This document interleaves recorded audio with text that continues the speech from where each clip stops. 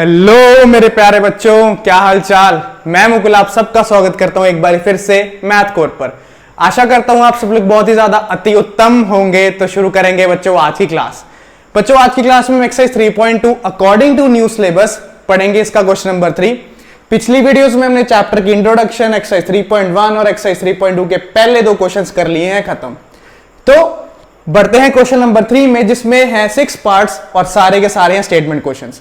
अब 3.1 और 3.2 तो बच्चों ने पढ़ ली। प्रॉब्लम आती है उनको स्टेटमेंट क्वेश्चंस में, क्योंकि स्टेटमेंट क्वेश्चंस में इंग्लिश समझनी है और फिर इक्वेशंस बनानी है।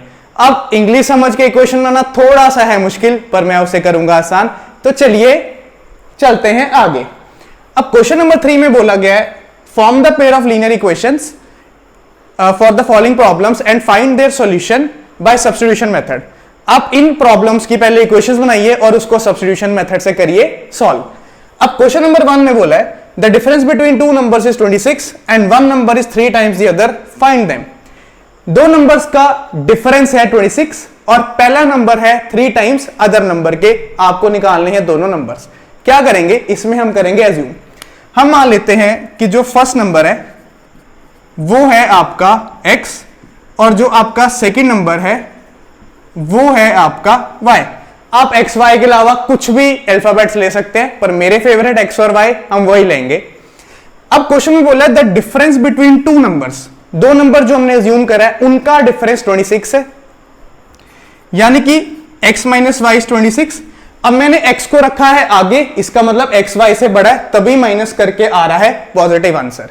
और आगे उसने बोला है one number is 3 times the other, यानी कि एक नंबर 3 गुना है दूसरे नंबर के। पहला नंबर 3 गुना है दूसरे नंबर के। तो ये रही आपकी पहली इक्वेशन और ये रही आपकी दूसरी इक्वेशन, जिसमें बोला गया है कि difference between two numbers is 26, वो हमने बना ली, और पहला नंबर है 3 टाइम्स अदर नंबर के, वो भी हमने बना लिया। अब दो इक्वेशन आगे क्या करेंगे, यहां पे सब्स्टिट्यूशन। तो हम सब्स्टिट्यूट करेंगे, सब्स्टिट्यूट इक्वेशन 2 इन इक्वेशन 1। जो x की वैल्यू इक्वेशन 2 में है वो हम डालेंगे इक्वेशन 1 की x में। तो x की जगह पे आया 3y minus Y same equal to 26। अब 3y में से y गया तो बना 2y इक्वल टू 26। y की वैल्यू आई 26/2, यानी कि y आया आपका 13 और मेरा, तो y की वैल्यू आई आपकी 13। अब y तो निकल गया, अब निकालेंगे x। तो आपकी मर्जी x को यहां पुट करना है, यहां पुट करना है, कहीं पे पुट कर लो। अब y की वैल्यू डालेंगे यहां पे, तो x आया 3 मल्टीप्लाई बाय 13, यानी कि x आया 39। इसका मतलब आपके दो नंबर्स हैं 39 और 13। अगर इन दोनों को माइनस करोगे तो आएगा 26, और एक नंबर दूसरे के है 3 गुना। सो ये था आपका पहला पार्ट। बहुत ही सिंपली हमने कर लिया इसको सॉल्व। एक बार आप देखें, फिर चलते हैं बच्चों सेकंड पार्ट पे। अब सेकंड पार्ट में आपको बोला गया है the larger of the two supplementary angles exceeds the smaller by 18 degrees, find them. अब एंगल्स की बात कर रहा है, कह रहा है जो दो सप्लीमेंट्री एंगल्स हैं उसमें से जो बड़ा एंगल है वो छोटे वाले एंगल से कितना ज्यादा है, 18। एक्सीड्स का मतलब ज्यादा। अब मान लेते हैं कि जो लार्जर एंगल है वो हमने ले लिया x, और जो स्मॉलर एंगल है वो हमने ले लिया y। क्योंकि यहां पे बोला the larger of the two supplementary angles, ऐसा नहीं है कि उसने बराबर बोले, उसने बोला बड़ा वाला एंगल छोटे वाले से कितना ज्यादा है, 18। तो बड़े वाले एंगल को मान लिया x और छोटे वाले एंगल को मान लिया हमने y। अब क्वेश्चन में बोला the larger of to supplementary angles exceed the smaller by 18 degrees. The larger of the two supplementary angles exceed the smaller angle by 18, यानी कि अगर y की वैल्यू कुछ भी है उसमें 18 ऐड करोगे तो x की वैल्यू आ जाएगी। मान लो y की वैल्यू 10 है तो x y से 18 ज्यादा है, तो 10 + 18 कितना हुआ, 28। तो पहली इक्वेशन आई x is equal to y + 18। अब आप बोलेंगे कि इसमें तो सिर्फ एक ही इक्वेशन के बारे में बोला गया, दूसरी कहां से निकाले। अब थोड़ा सा लगाना पड़ेगा आपका क्या, दिमाग। तो यहां पे बोला है सप्लीमेंट्री एंगल्स। अब बच्चों को कंफ्यूजन है कि सप्लीमेंट्री क्या है, कॉम्प्लीमेंट्री क्या है। अब सप्लीमेंट्री वो एंगल्स होते हैं जिनका सम आता है 180। ऐसे दो एंगल्स जिनको जोड़ो तो पाओ 180। तो दूसरी इक्वेशन बनी यहां से। अब इसमें क्या था कि यहां पे ऐसा कुछ मेंशन नहीं था कि x + y 180 है, बस एक वर्ड था सप्लीमेंट्री, तो इसका मतलब है दो एंगल्स को जोड़ो और आएगा 180। अब इक्वेशन 1 को सब्स्टिट्यूट करते हैं इक्वेशन 2 में, तो सब्सटीट्यूटिंग 1 इन 2, तो x की जगह पे डाला y प्लस 18, ये वाला y as it is equals to 180। अब y प्लस वाई बना 2 बारी y, 18 को लेके राइट साइड तो 18 गया माइनस में, अब 180 में से 18 गए तो आंसर आया 162। तो यहां से y की value I 162/2, that is 81 degree. y आया 81। अब y की वैल्यू उठा के डालते हैं हम, कहां पे डालें, यहां डाल देते हैं इस इक्वेशन में। तो x is equals to y plus 18, y की वैल्यू थी 81 plus 18, x is equals to 99। इसका मतलब हुआ कि बड़ा वाला एंगल है 99 और छोटा वाला एंगल है 81 यानी कि 81। ये था आपका सेकंड पार्ट। अब आप इसको देखें, फिर हम बढ़ते हैं नेक्स्ट पार्ट्स पे। तो बच्चों अब चलते हैं पार्ट 3 और पार्ट 4 पे। पार्ट 3 में बोला गया है the coach of a cricket team buy 7 bats and 6 balls for rupees 3800। Later she buy 3 bats and 5 balls for rupees 1750। Find the cost of 1 bat and 1 ball. बहुत ही ज्यादा इंग्लिश है पर इसको हम करेंगे डी कोड। अब कैसे, उसने बोला है क्रिकेट टीम की कोच ने 7 बैट्स ली और 6 बॉल्स ली 3800 में, उसके बाद फिर 3 बैट्स और 5 बॉल्स ली 1750 में। आपको ये बताना है कि एक बैट की कॉस्ट और एक बॉल की कॉस्ट आई कितनी। तो मान लेते हैं cost of 1 bat is x, rupees x, and cost of 1 ball is rupees y। एक बॉल की कॉस्ट है y रुपीज और एक बैट की कॉस्ट है x रुपीज। अब उसने लिए 7 बैट और 6 बॉल्स 3800 में, तो 7 मल्टीप्लाई बाय x, क्योंकि एक बैट की कॉस्ट x है तो 7 की हुई 7x, प्लस 6y, एक बॉल की कॉस्ट है y तो 6 की हुई 6y, equals to rupees 3800। This becomes your first equation. और आगे उसने बोला उसने लिए 3 बैट और 5 बॉल्स 1750 में, 3 bat 3x plus 5 balls 5y equals to 1750 में। ये रही आपकी दूसरी इक्वेशन। और मेरे प्यारे बच्चे जिन्होंने इंट्रोडक्शन या एक्सरसाइज 3.1 पढ़नी है वो जाके डिस्क्रिप्शन बॉक्स में लिंक क्लिक करें और आनंद ले। मैं लिंक उधर डाल दूंगा, प्लीज जाके देखिए और मजा लूटिए 3.1 का और इंट्रोडक्शन का। अब यहां क्या करेंगे, सब्स्टिट्यूशन मेथड लगानी है। x या y की किसी की भी वैल्यू निकाल लेते हैं। मान लेते हैं यहां से x की वैल्यू आई 6y, वहां गया आया 3800 माइनस 6y, तो x आ गया 3800 माइनस 6y अपॉन 7। ये आई हमारे प्यारे x की वैल्यू। अब दिस इज इक्वेशन 3। क्या करेंगे, इक्वेशन 3 को सब्स्टिट्यूट करेंगे इक्वेशन 2 में। सेम में मत सब्स्टिट्यूट कर देना, आंसर आ जाएगा 0। अब जब सब्स्टिट्यूट करा तो ये आया 3 multiply by 3800 minus 6y upon 7 plus 5y equals to 1750। बाकी सब एज इट इज, सिर्फ x की वैल्यू को करा रिप्लेस। अब 3 को 3800 से मल्टीप्लाई करना है। अब मेरे प्यारे बच्चे क्या करते हैं, कई नादान बच्चे 3 को 7 से मल्टीप्लाई कर देते हैं। बेटा अगर न्यूमरेटर से मल्टीप्लाई हो रहा है तो उतना ही करना है, नीचे नहीं मल्टीप्लाई करना। तो ये आया 0 0, 3 8 जा 24, नाउ 3 3 जा 9 प्लस 2 11 और 3 6 जा 18y upon 7 equal plus 5y equals to 1750। अब यहां पे हम क्या करेंगे, लेंगे एलसीएम। 7 और 1 एलसीएम आया आपका 7, 7 डिवाइड बाय 7 1 को इससे करा तो सेम 1 माइनस 18y, फिर 7 को डिवाइड करा 1 से तो 7 7 5 जा 35 इक्वल्स टू 1750। अब उसके बाद क्या करेंगे, कर देंगे यहाँ पे क्रॉस मल्टीप्लाई। 1750 मल्टीप्लाई हो जाएगा 7 के साथ और यहाँ पे माइनस 18y प्लस 35y कितना बनेगा, ये बनेगा आपका प्लस 17y। अब 1750 जब 7 से मल्टीप्लाई होगा तो क्या आएगा, 7 0 जा 0, 7 5 जा 35, 7 7 जा 49, 49 प्लस 3 52, 7 1 जा 7 प्लस 5 12। तो ये आया 12 और 250 यानी कि 12,250। और ये आ गया सेम 11,400 प्लस 17y। इसको शिफ्ट करते हैं यहाँ पे, तो यहां से 17y आया इक्वल्स टू 12,250 माइनस कितना 11,400। अब माइनस कर लेते हैं, 0 में से 0 गया 0, 5 में से 0 गया 5, फिर 2 में से 4 जाएगा नहीं, यहाँ 12 में से 4 गए 8, इसके बाद बचा 1, 1 में से 1 गया 0 और 1 में से 1 गया 0, यानी कि आया आपका 850। तो 17y आया आपका 850 के इक्वल, तो 17 5 जा होता है 85, तो ये आया 50। यानी कि एक बॉल की कॉस्ट आई आपकी 50 रुपए। अब बॉल की कॉस्ट तो आ गई, हमें निकालनी है बैट की कॉस्ट। तो क्या करेंगे, y की वैल्यू को पुट करेंगे यहाँ पे, तो यहाँ से x आ जाएगा, यहाँ पे लिख देता हूँ मैं आपके लिए, x is equal to 3800 minus 6 multiply by 50 upon 7। अब 650 का होता है आपका 300, तो x is equal to 3800 minus 650 का 300 अपॉन 7। 3800 में से गए कितने, 300, तो 300 गए तो आया 3500, और 3500 डिवाइड बाय 7 इज 500। यानी कि एक बैट की कॉस्ट है आपकी 500 और एक बॉल की कॉस्ट है आपकी ₹50। एक बारी देखो, ये थी हमारी पहली दो इक्वेशंस, फिर x की वैल्यू निकाली यहां से, फिर उसको पुट करा यहां, फिर सॉल्व करा, फिर y आया, फिर y को दोबारा से पुट किया, और फिर हमारा प्यारा x आया। अब ये था थर्ड पार्ट, एक बारी आप देखो, फिर चलते हैं फोर्थ पार्ट पे, ठीक है।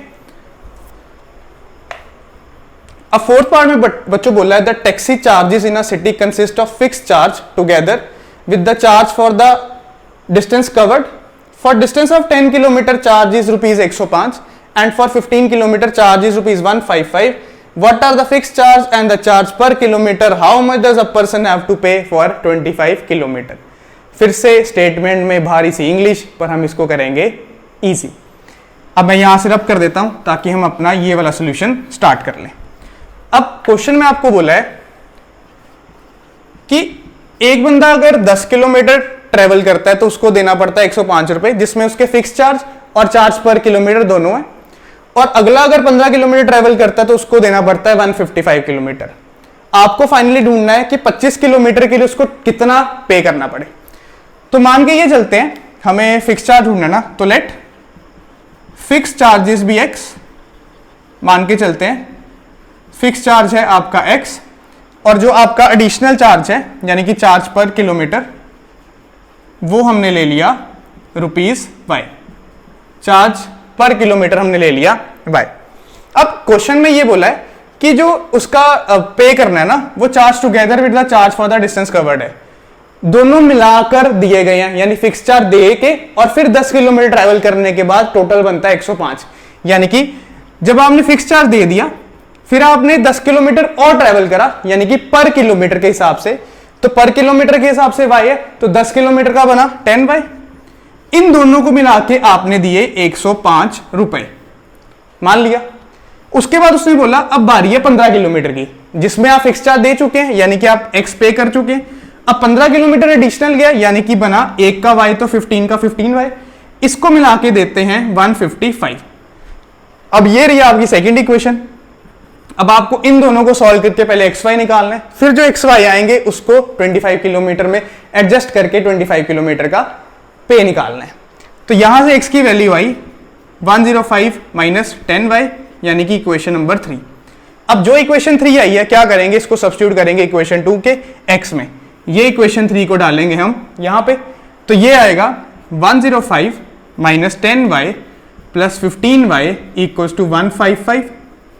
105 गया वहां पे, तो ये बना 155 माइनस 105, और माइनस 10y प्लस 15y होता है आपका प्लस का 5y। तो 155 में से जब 105 गए तो आया 50, और y आया आपका 50/5 यानी कि 10। यानी कि हर किलोमीटर के लिए आपको देने पड़ेंगे 10 रुपए। अगर आप 1 किलोमीटर जाएंगे फिर 10, उसके बाद फिर 10, इस तरह से 10 10 10। अब जो y की वैल्यू आई है उठा के पुट करो इक्वेशन 3 में, तो ये आया 105 minus 10 multiply by 10 that is 105 minus 100, यानी कि ₹5। इसका मतलब ये हुआ कि आपका फिक्स चार्ज था 5 रुपए और आपका एडिशनल चार्ज था 10 रुपए पर किलोमीटर। एक बार आप इसे देखो, फिर हम चलते हैं उसके फाइनल आंसर पे, जिसमें हमें निकालना है 25 किलोमीटर के लिए। अब फॉर 25 किलोमीटर इसके लिए इक्वेशन बनेगी x प्लस 25y, क्योंकि फिक्स चार्ज तो हम दे चुके, 25 सारा है एडिशनल। x की वैल्यू थी 5, y थी आपका 10, तो 25 10 जा 250 प्लस 5 हुआ ₹255। तो 255 रुपए पे करने पड़ेंगे आपको 25 किलोमीटर ट्रैवल करने के लिए। ये था आपका पार्ट 4 का सॉल्यूशन, और ये था आपका पार्ट 3 का सॉल्यूशन। एक बार आप इत्मीनान होके देखिए, फिर चलते हैं हम पार्ट 5 पे और पार्ट 6 पे। तो चलिए जी बढ़ते हैं पार्ट नंबर 5 पे। अब पार्ट नंबर 5 कहता है fraction becomes 9/11 if 2 is added to both the numerator and denominator. If 3 is added to both the numerator and denominator it becomes 5/6. Find the fraction. अब फ्रैक्शन का मतलब होता है न्यूमरेटर अपॉन डिनोमिनेटर, यानी कि इस तरह से x अपॉन वाई। आपको इसी तरह की फ्रैक्शन ढूंढनी है इस प्रश्न में से। अब मान लेते हैं, अज्यूम कर लेते हैं कि जो आपका न्यूमरेटर है वो है आपका x और जो डिनोमिनेटर है वो है आपका y। आपको ढूंढनी है फ्रैक्शन यानी कि x अपॉन वाई, और x अपॉन वाई हम ढूंढेंगे इस प्रश्न में से। अब कैसे? उसे बोला fraction becomes 9/11 if 2 is added to both the numerator and the denominator. एक फ्रैक्शन बनती है कितनी 9/11 जब इसके न्यूमरेटर और डिनोमिनेटर दोनों में कर दिए जाते हैं 2 ऐड। जब दोनों न्यूमरेटर और डिनोमिनेटर में 2 ऐड कर दिए जाते हैं तो ये बन जाती है 9/11। ठीक है, ये बना ली कि दोनों में 2 ऐड किए तो ये बन गई 9/11। अब आगे उसने बोला है if 3 is added to both the numerator and denominator it becomes 5/6। पर अगर 3 ऐड करते हैं न्यूमरेटर और डिनोमिनेटर में तो इट बिकम्स 5/6। 3 ऐड करा न्यूमरेटर और डिनोमिनेटर में तो ये बन जाती है आपकी 5/6। बटे मींस अपॉन 5/6। अब इन दोनों को सॉल्व करके आपको निकालना है x और y की वैल्यू, तो क्रॉस मल्टीप्लाई करते हैं। 11 को मल्टीप्लाई किया x + 2 से और 9 को मल्टीप्लाई किया y + 2 के साथ। उसी तरह से 11 × x 11x, 11 × 2 22, 9 × y 9y और 9 2 18। अब लाइक टर्म्स करते हैं एक साइड पे, लाइक टर्म्स यानी कि x और y वाले टर्म्स एक साइड पे, तो 9y आया इधर और 22 गया उधर, तो ये बना 11x - 9y = 18 - 22, जो कि होता है आपका -4। तो इक्वेशन बनी 11x - 9y = -4। यहां से हम पहले x की वैल्यू निकाल लेते हैं क्योंकि इसी को हम डालेंगे सेकेंड इक्वेशन के x में। तो यहां से आया 11x = -4 + 9y, तो x की वैल्यू आई -4 + 9y / 11, यानी कि ये आपकी थी पहली इक्वेशन और ये आपकी थी तीसरी इक्वेशन, दूसरी नहीं क्योंकि दूसरी तो भी हम बनाएंगे। अब दूसरी बनाने के लिए क्या करेंगे, इन दोनों को करेंगे क्रॉस मल्टीप्लाई। तो 6 × x + 3 = 5 × y + 3, तो 6 × x 6x, 6 3 18 = 5 × y 5y and 5 3 15। 5y इधर लेके आए माइनस का हो गया, 18 उधर लेके गए माइनस का 18 और 15 में से गए 18 तो बचते हैं -3। तो ये आया 6x - 5y = -3, इक्वेशन नंबर 2। अब इक्वेशन 1 भी रेडी कर ली, 2 भी रेडी कर ली, 3 भी रेडी कर ली। अब रेडी तो सब कर लिया, अब हम फाइंड आउट करेंगे x और y की वैल्यू। तो क्या करेंगे, x की वैल्यू डाल देंगे यहाँ पे, तो ये आया 6 × -4 + 9y / 11 -5y as it is = -3। ठीक है, अब यहाँ पे चलेगी पहले मल्टीप्लीकेशन फिर लेंगे हम एलसीएम। तो 6 × -4 हुआ -24, 6 × 9 हुआ आपका कितना होता है, 6 9 54y / 11 -5y as it is = -3। अब चक्कर पता क्या था, यहाँ पे पड़ रही थी जगह कम तो हम चल पड़े आगे। अगर जगह नहीं मिल रही तो अपने लिए जगह बनाओ, अगले को आगे खिसका दो। अब यहाँ पे लेंगे हम एलसीएम, 11 और 1 का एलसीएम 11 / 11 1 को ऊपर किया तो सेम। उसी तरह 11 / 1 is 11, 11 × 5 is 55y = -3। Cross multiply करा तो ये बना -24, 54 में से 55 गए -1y = 11 × -3 इज -33। -1y यहाँ रहा, -24 भेजा वहाँ पे तो पॉजिटिव का 24, तो यहाँ से आया आपका 33 में से 24 गए -9, तो y की वैल्यू आ गई आपकी +9। अब डिनोमिनेटर हमने निकाल लिया, अब बारी किसकी है, न्यूमरेटर की। तो y की वैल्यू डालेंगे हम इक्वेशन नंबर 3 में, जो कि है x = -4 + 9y। y हमने निकाला था अभी 9 अपॉन है 11, तो ये आया इधर। तो -4 9 9 कितना होता है, 9 9 80 नहीं, कितना y की वैल्यू 9y है ना, तो 9 9 हुआ 81 यस अपॉन 11। -4 + 81 इज 77, तो 77 अपॉन 11 इज 7, तो x आया आपका 7। x भी आ गया, y भी आ गया, अब आपको फ्रैक्शन पुट करना है, तो ये बना आपका 7/9 यानी कि 7/9। यहां से हमने निकाली थी y की वैल्यू, जो y की वैल्यू आई वो डाली इक्वेशन 3 के y में, यहां से हमने x निकाला 7, तो आपका फ्रैक्शन आया 7/9। तो ये था आपका पार्ट नंबर 5, इसे आप देखें। फिर हम चलते हैं पार्ट नंबर 6 में पे।